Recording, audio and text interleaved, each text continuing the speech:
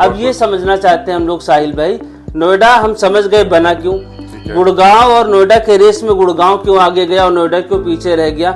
लेकिन अब अगले हम जो 10 साल देख रहे हैं नोएडा के अंदर, हमने ये देखा कि यहाँ पे जो मिडिल क्लास है उनका सेगमेंट ही डेवलपरों ने मिलके खत्म कर दिया।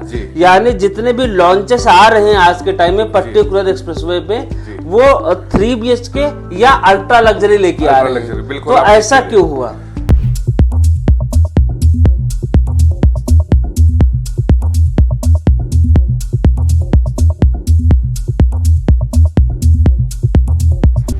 अब दुर्गेश भाई, मैं आपको इसमें बहुत अच्छी सी चीज बताता हूँ। मिडिल क्लास तो देखिए, हम जैसे मिडिल क्लास या आप जैसे मिडिल क्लास तो वैसे भी मर गया। ठीक बात। कोई भी चीज हो, कुछ भी चीज हो, मिडिल क्लास को 2 से 4 बारी, 5 बारी, 10 बारी सोचना पड़ता है एक चीज लेने के लिए। ठीक बात। लेकिन वो चीज रियल स्टेट जो है ना सर, रियल स्टेट में जिसने पहले दावा मार लिया उसने पहले दावा मार लिया। ठीक है। रियल स्टेट में क्या मतलब होता है, मतलब मैं आपको बिल्कुल देसी भाषा में या लेमन लैंग्वेज में समझाता हूँ रियल एस्टेट की। जब गड्ढा खुदरा हो ना जी, अगर मिडिल क्लास वाला आदमी तब पैसे लगा देगा। आज के टाइम पे जिस दिन अगर उसका पहला फ्लोर भी बन गया, मिडिल क्लास आदमी को इतना बेनिफिट दे जाएगा, इतना बेनिफिट दे जाएगा कि वो आगे सोचेगा कि हाँ यार मैंने पहले क्यों नहीं किया, या पहले अगर बाद में करेगा तो वो ये भी सोचेगा कि मैंने बाद में क्यों किया, मैंने पहले क्यों नहीं किया। तो ये चीज होती है। इसमें क्या होता है, मैं आपको एक चीज बताता हूँ, चाहे वो अमीर से अमीर आदमी हो, चाहे वो मिडिल क्लास आदमी हो, मिडिल क्लास आदमी ने तो वैसे ही मरना है। तो एक बार थोड़ा सा दाव करके देख लो यार, एक बार थोड़ा सा अपने पे रिस्क लेके देख लो। रियल एस्टेट एक ऐसी चीज है जहां आप पैसा लगा रहे हो, अगर आपने दिमाग से पैसा लगा दिया तो आपका पैसा डबल ट्रिपल चौबल होना ही होना है। साहिल भाई आपकी बात से मैं एग्रीड हूँ, लेकिन जब हम लोग, आप समझिए अगर मैं क्लाइंट हूँ और मैं 1 करोड़ रुपए लेके मार्केट में निकलता हूँ, तो हमारे पास इतने सारे ऑप्शन होते हैं कि हमें समझ में ही नहीं आता कि हम पैसे लगाए कहाँ। क्योंकि कहीं ना कहीं आप किसी से भी बात करो, वो सेम लाइन बता रहे हैं, भाई हमारा अच्छा है, दूसरे का बुरा है, तो कस्टमर समझ में नहीं आता। अब जाहिर सी बात है, अगर हम लोग जैसे मिडिल क्लास है तो करोड़ों रुपए जोड़ने के लिए पूरी जिंदगी की कमाई होती है, या अगर पैसे नहीं है हमारे पास तो हम बैंक लोन की तरफ जाते हैं, या अगर हमारा परिवार सक्षम है तो हम अपने पैसे मैनेज करते हैं। तो पैसे लगाए कहाँ और किस एरिया में लगाएं और क्यों लगाएं? अब जैसे अगर हम नोएडा की बात करते हैं, नोएडा में सर मैं आपको 2 चीजें, एक थोड़ा सा एग्जांपल देता हूँ। अगर जैसे आप मिडिल क्लास में ही थोड़ा सा जोर डाल रहे हैं तो बहुत अच्छी बात है। और ये मेरे जितने भी व्यूअर्स सुन रहे हैं ना सर, तो जितने भी उनके मिडिल क्लास क्लाइंट्स हैं उनको एक बार ये वीडियो जरूर भेजिएगा। अब मैं आपको कंपैरिजन बताता हूँ क्या सर, नोएडा में जितने भी प्लॉटिंग हो रही है, या जितने भी बिल्डर्स आए हैं, या जितना भी कुछ भी, इवन तक कि खड्डा भी खुद रहा है सर, उसमें एक चीज होती है सर, अगर उसमें लोन मिल रहा है तो अच्छी बात है। ठीक है। क्लाइंट को अगर लोन चाहिए तो उसमें भी अच्छी बात है। अगर लोन नहीं चाहिए, फॉर एग्जाम्पल जैसे प्लॉटिंग होती है या कोई अपर क्लास आदमी होता है उसको लोन नहीं चाहिए होता, तो इसमें क्या है, अगर बिल्डर अगर लोन दे रहा है आपको तो वो मिडिल क्लास के लिए अच्छी बात हो जाएगी ना। लोन कब मिलता है आपको, कब मिलता है आप बताइए, एक बार थोड़ा सा आइडिया दीजिए, लोन कब मिलता है? मतलब मेरा इस पे पॉइंट ऑफ व्यू अलग है। उससे पहले मैं थोड़ा सा एक बार क्लियर कर देता हूँ। जो नोएडा है, नोएडा बेसिकली 4 भागों में बना है।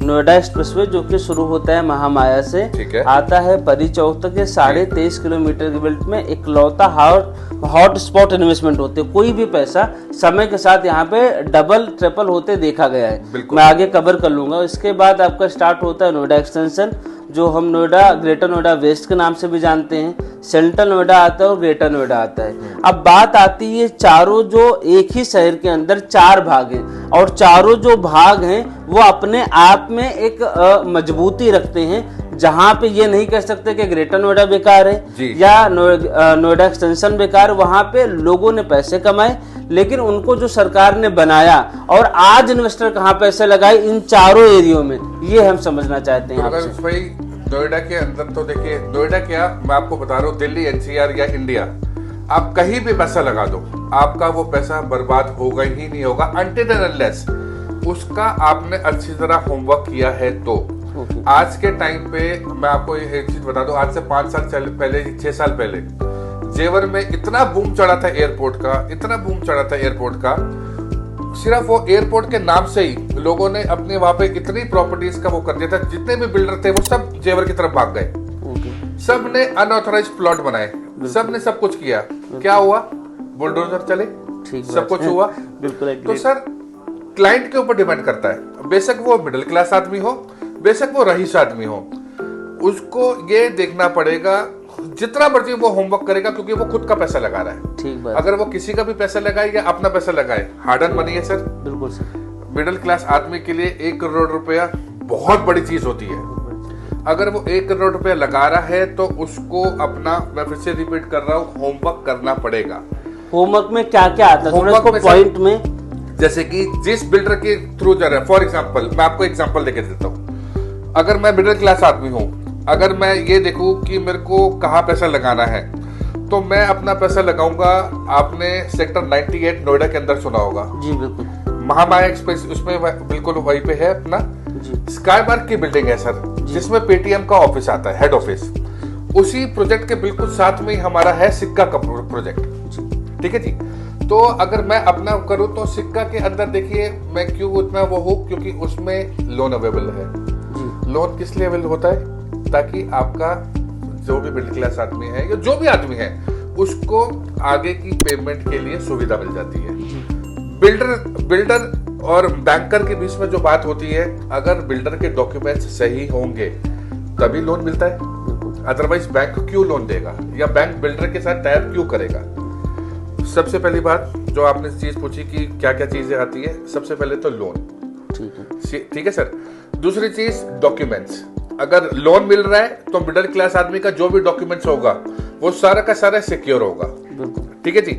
तीसरी चीज, अगर बिल्डर या बैंकर के बीच में कुछ बात होती है या कुछ भी होता है, क्लाइंट को इसमें कोई लेना देना नहीं होगा, क्लाइंट का कोई भी नुकसान नहीं होगा, क्योंकि बिल्डर क्लाइंट का सारा डायरेक्ट पैसा जाता है बिल्डर के पास। तो इसमें हमारे पास एक से एक चीज प्रूफ हो जाता है कि इसमें ये सारी चीजें आ जाती है। दूसरी चीज, जैसे कि मैं आपको सिक्का के बारे में बता रहा था सर, मिनिमम से मिनिमम प्रॉपर्टी शुरू होती है वहां पे। और सब कुछ इन द सेंस, मैं आपको एक चीज बता देता हूं, सब कुछ बिल्डर करके देगा आपको। आपने कुछ नहीं करना वहां पे। आपने होमवर्क करके, अगर आपको ये लग रहा है कि सिक्का अच्छी प्रॉपर्टी है आपके लिए, आपने सिक्का में जाके या किसी के थ्रू, जिसके भी थ्रू आप जा रहे हो, आपने सिर्फ उसको पैसा देना है, उससे एक एक डॉक्यूमेंट्स लेना है। आपको हर एक चीज बिल्डर करके देगा। आपको एश्योर रिटर्न भी बिल्डर देगा, आपको पेमेंट के बाद आपका लीजिंग भी बिल्डर देगा, आपका सारा का सारा टेक केयर बिल्डर करेगा सर। और क्या चाहिए सर? बिल्कुल ठीक है।